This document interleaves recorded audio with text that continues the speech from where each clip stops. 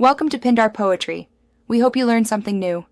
You start by confirming the exact Windows or Office edition and build so the right key applies. This prevents mismatched activations.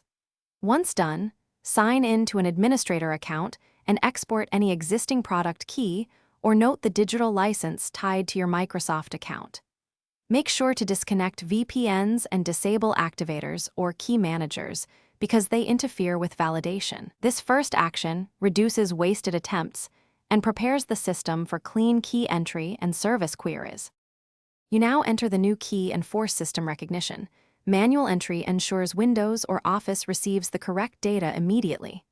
Open Settings Activation and use Change Product Key, or run Elevated Command Prompt and execute slmgr. VBS/IPK followed by slmgr. VBS/auto to install and activate the key. This gives direct feedback and error codes. For Office, use the account pane or run OSP. VBS commands to apply licenses. If activation returns codes, note you finish by validating activation and resolving residual errors. Run the built-in activation troubleshooter and confirm the product shows as activated in settings. If online activation fails, run SLU4 to perform phone activation.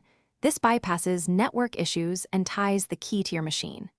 Make sure your Microsoft account lists the license and remove old device entries to free digital rights.